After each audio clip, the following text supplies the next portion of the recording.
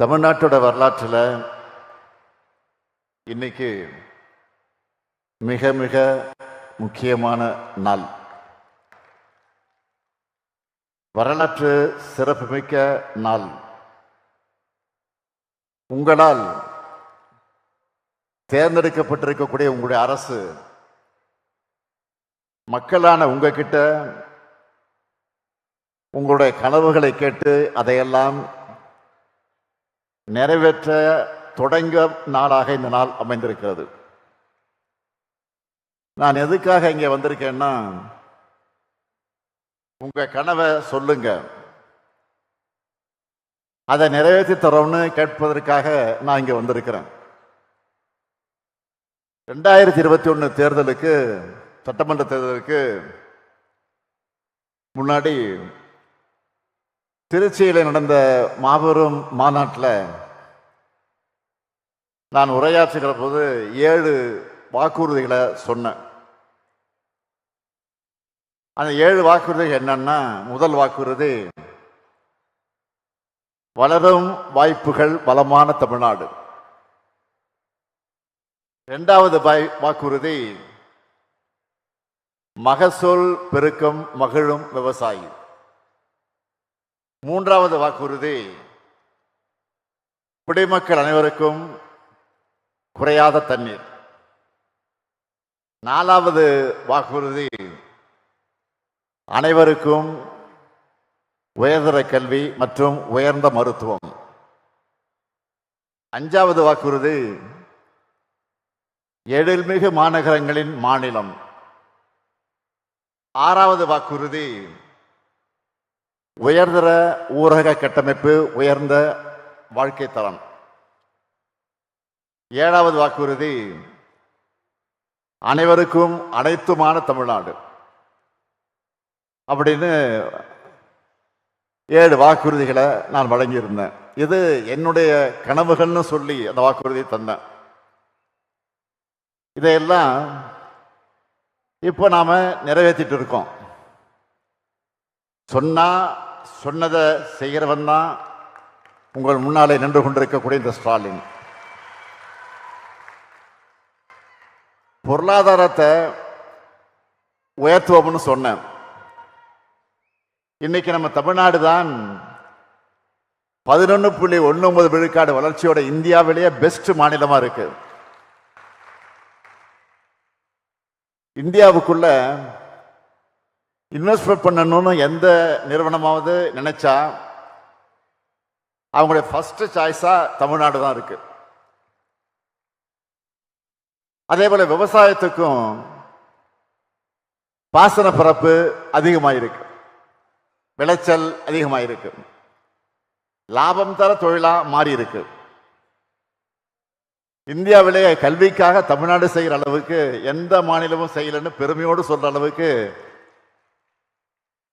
மாதிரி பள்ளிகள், முதலமைச்சரின் காலை உணவு திட்டம், இல்லந்தடி கல்வி, புதுமை பெண் தமிழ் புதல்வன், நான் முதல்வன் செயல்படுத்திக்கிட்டு இருக்கோம். நம்ம பிள்ளைங்களும் பள்ளி கல்வி, உயர்கல்வி, போட்டித் தேர்வுகள் எல்லாத்துலேயும் அடிச்சு தூள் கிளப்புறாங்க. அடுத்து மருத்துவம். தமிழ்நாட்டோட மருத்துவத்துறை பற்றி சொல்லணும்னா, தமிழ்நாடு இப்போ மெடிக்கல் டூரிசத்தினுடைய மையமா விளங்கிட்டு இருக்கு. வெளிநாடுகள் இருந்தும் மருத்துவ சிகிச்சைகளுக்காக இங்கே தான் வராங்க. இந்த தரமான மருத்துவத்தை உங்க வீடுகளுக்கே கொண்டு வந்து சேர்க்கத்தான் மக்களை தேடி மருத்துவம்னு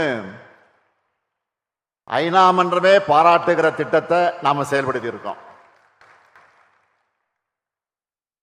அது மட்டும் இல்லாம இன்னுயிர் காப்போம், நம்மை காக்கு 48, இதயம் காப்போம், பாதம் காப்போம், நலம் காக்கும் ஸ்டாலின் ஏராளமான திட்டங்கள் மக்களுடைய உயிர்களை பாதுகாத்துட்டு இருக்கு. அடுத்து மற்ற மாநிலங்களை பார்த்தீங்கன்னா பெரும்பாலும் அந்த மாநிலத்தோட தலைநகரமும் முதல்நிலை நகரங்களும் தான் வளர்ந்துருக்கும். ஆனால் நம்ம தமிழ்நாட்டில் தான் இப்போ 2ஆம் நிலை 3ஆம் நிலை நகரங்களும் வளர்ந்துருக்கு. சாலைகள், பாலங்கள், போக்குவரத்து, குடிநீர் வசதின்னு உட்கட்டமைப்பு வசதிகளை பெற்றிருக்கு. நகரங்கள், பேரூர்கள் மட்டும் இல்ல, கிராமங்களும் வளர்ந்துருக்கு. இது எல்லாத்துக்கும் மேல சமூக நீதி அரசை நாம நடத்திக்கிட்டு இருக்கோம்.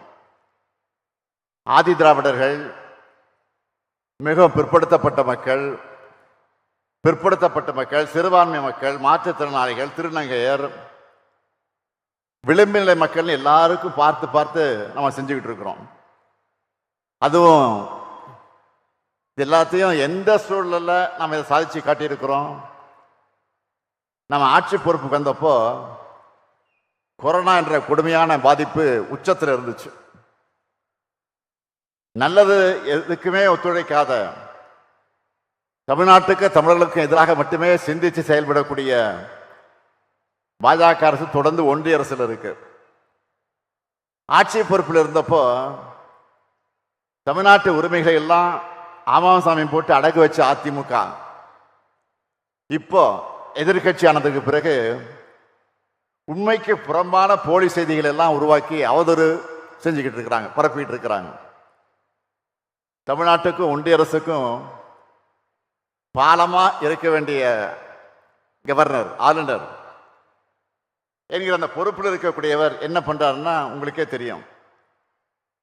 உங்களுடைய எண்ணங்களை பிரதிபலித்து சட்டமன்றத்தில் நாம் நிறைவேற்றக்கூடிய சட்டங்களுக்கு முட்டுக்கடை போடுறத தன்னுடைய முதல் வேலைன்னு ஆளுநர் செயல்படுறார். இத்தனையை மீறி மக்களான நீங்க எங்க கூட இருக்கிற காரணத்தால்தான் 2021 கொடுத்த 505 வாக்குறுதிகளை 404 வாக்குறுதிகளை நிறைவேற்றி இருக்கிறோம். இந்த சாதனையை செஞ்சது திராவிட மாடல். ஒன்றிய அரசு நிதியை தர மறுத்தும் புறக்கணிச்சும் அவங்க வெளியிடக்கூடிய புள்ளி விவரங்கள் எல்லாம் தவிர்க்க முடியாத அளவுக்கு முதலிடத்தில் இருக்கிற சாதனை செஞ்சது நம்ம திராவிட மாடல் அரசு. தமிழ்நாட்டோட கஜானாவை சுரண்டின கடந்த கால அதிமுக ஆட்சியாளர்கள் மக்களால் விரட்டியடிக்கப்பட்ட பின்னர் என்னென்னலாம் சொன்னாங்க. நாம மகளிருக்கான உரிமை தொகையை கொடுக்க மாட்டோம்னு சொன்னாங்க. ஆனா அதை நிரூபிச்சு காட்டியிருக்கோம், செஞ்சு கொடுத்துருக்குறோம், செஞ்சுக்கிட்டு இருக்கோம். 1,31,00,000 மகளிருக்கு மாதந்தோறும் 1000 ரூபாய் அக்கௌண்ட்ல இன்னைக்கு போடப்பட்டு கொண்டிருக்கிறது. அடுத்து என்ன சொன்னாங்க? போக்குவரத்து துறை நஷ்டத்தில் இயங்குது, இதுல எங்க இலவச பயணம் கொடுக்க போறாங்கன்னு சொன்னாங்க. நான் ஆட்சி பொறுப்புக்கு வந்த மறுநாள பெண்கள் எல்லாரும் நகர பேருந்துகளை விடிய பயணம் செய்ய முதல் கோப்புல முதல் கையெழுத்து போட்டவன் தான் இந்த ஸ்டாலின். சொன்னதை மட்டும் இல்ல, மக்களுக்கு தேவை அப்படின்னு தோணுச்சுன்னா அது நல்லதா இருந்தாலும் செஞ்சுக்கிட்டு இருக்கிறோம். தினமும் காலையில 21 லட்சம் குழந்தைகள் வயிறார சாப்பிடுற காலை உணவு திட்டம் தேர்தல் வாக்குறுதியில சொன்ன திட்டமா? 48 லட்சம் மாணவ மாணவிகளுக்கு திறன் மேம்பாட்டு பயிற்சி அளித்திருக்கக்கூடிய நான் முதல்வன் திட்டம் தேர்தல் வாக்குறுதியில சொன்ன திட்டமா? இல்லையே. ஆனா இதெல்லாம் தமிழ்நாட்டுக்கு தேவை, நம்ம தமிழ்நாட்டுக்கு தேவை, நம்ம பிள்ளைகளுக்கு தேவைன்னு அதை கொண்டு வந்தோம். நாளைக்கு நம்ம பிள்ளைகள் வளர்ந்து மாணவர்களாக படிச்சு பெரிய பெரிய வேலைகளில் போய் உட்காரும் போது இந்த திட்டங்களை செயல்படுத்தினதுக்காக நம்ம திராவிட மாடல் அரசை பாராட்டுவாங்க. இன்னும் சொல்றேன், அதிமுக ஆட்சி காலத்தில் தமிழ்நாட்டுக்கு வரணும்னு சொன்னால பல தொழில் நிறுவனங்கள் பின்னங்கால் பிடரில் அடிபட்டு தலை தெறிக்க ஓடுனாங்க. ஆனா நம்ம திராவிட மாடல் ஆட்சியில் 10 லட்சம் கோடி ரூபாய் மதிப்பிலான முதலீடுகளை நாம் ஈர்த்திருக்கணும். ரெக்கார்ட் பண்ணா ரெக்கார்டை பிரேக் பண்ண முடியாத அளவுக்கு பண்ணணும். இதுதான் என் பாலிசி. இன்னும் கூட சொல்றேன், 2 லட்சம் விவசாயிகளுக்கு இலவச மின் இணைப்பு, 4000 கோயில்களுக்கு குடமுழுக்கு, 8000 கோடி ரூபாய்க்கு மேலான கோயில்களின் சொத்துக்களை மீட்டிருக்கோம். அரசு ஊழியர்களுடைய 22 ஆண்டு கால கோரிக்கையான பென்ஷன் திட்டம் கடந்த 4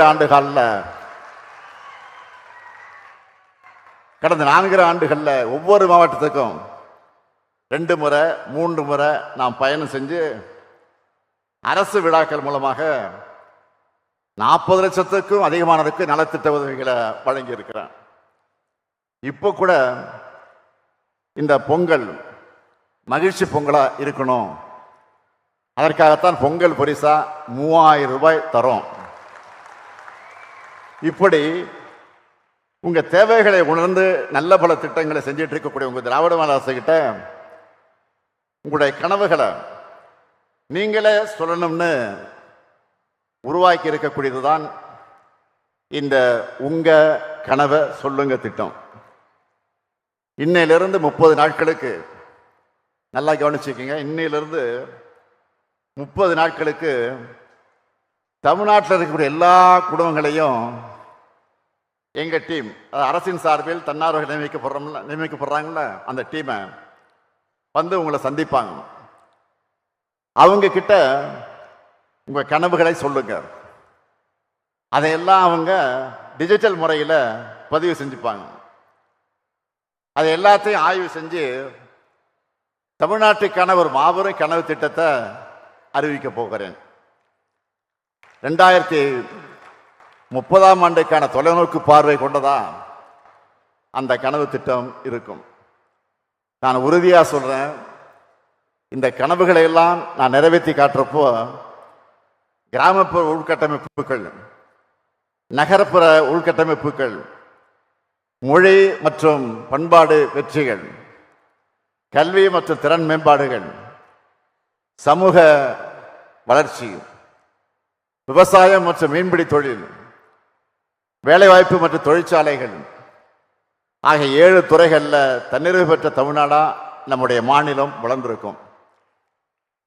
பேரறிஞர் அண்ணா அவர்கள் தான் சொல்வார், மக்களிடம் செல், அவர்களோடு வாழு, அவர்களை நேசி, அவர்களிடமிருந்து கற்றுக்கொள், அவர்களுக்கு தெரிந்ததிலிருந்து தொடங்கு, அவர்களிடம் இருப்பதிலிருந்து கட்டுமானம் செய், பணி முடிந்த பிறகு அவருக்கு திருப்தியை ஏற்படுத்திவிட்டு திரும்பி வான்னு சொன்னார். அண்ணா சொன்னதையெல்லாம் என்னுடைய இதயத்தில் வச்சு செயல்படக்கூடியவன் தான் இந்த முத்துவேல் கருணாநிதி ஸ்டாலின். அதனால்தான் ஒரு கட்சியின் ஆட்சியாக இல்லாம ஒரு இனத்தின் ஆட்சியா திராவிட மாடல் ஆட்சியை நடத்திக்கிட்டு இருக்கோம். ஆட்சி என்பது முதலமைச்சரான என்னுடைய கனவுகளை மட்டுமல்ல, வாக்களிச்ச வாக்களிக்காத உங்க எல்லாருடைய கனவுகளை நிறைவேற்றுகிற கருவி. அப்படி உங்க கனவுகளை கேட்டு நிறைவேற்றும் போதுதான் உங்கள் குடும்பங்கள் முன்னேறும், மகிழ்ச்சி அடையும்.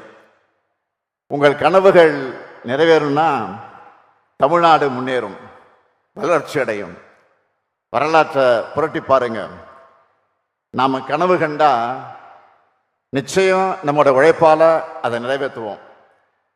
சுயமரியாதையும் சமத்துவமும் பகுத்தறிவுமிக்க சமூகமா நம்ம தமிழ் சமூகம் தலை நிமிரணும், சமூக நீதி நிலை பெறணும், ஒடுக்கப்பட்டவருடைய குரல்கள் கேட்கப்படணும், எல்லோருக்குமான ஆட்சி அமையணும்னு தந்தை பெரியார், பேரறிஞர் அண்ணா, தலைவர் கலைஞர் ஆகியோர் கனவு கண்டாங்க. அதனால தான் இன்னைக்கு நாம எந்த ஆதிக்கத்துக்கும் தலைகுனியாம வெல்வோம் ஒன்றாகன்னு மண் மொழி மானம் காக்க நிமிர்ந்து நிற்கிறோம். நாடே திரும்பி பார்க்கிற நம்பர் 1 மாநிலமாக இருக்கிறோம். இப்போ நாம் அடுத்த கட்ட கனவை காண வேண்டிய நேரம். உறுதியா சொல்றேன், உங்க கனவுகளை நான் நிறைவேற்றுவேன். உங்கள் கோரிக்கைகளை நான் திட்டங்களாக உருவாக்கி தருவேன். உங்க எண்ணங்களுக்கு உருவம் கொடுப்பேன். நம்மோட தமிழ்நாட்டை தலை சிறந்த மாநிலமாக உயர்த்துவேன். இதுதான் இந்த முத்துவேல் கருணாநிதி ஸ்டாலின் 2026 தேர்தலுக்கு தரக்கூடிய வாக்குறுதி. நம்முடைய கனவு நனவாகும். தமிழ்நாடு வெல்லும் வெல்லும் வெல்லும். நன்றி, வணக்கம்.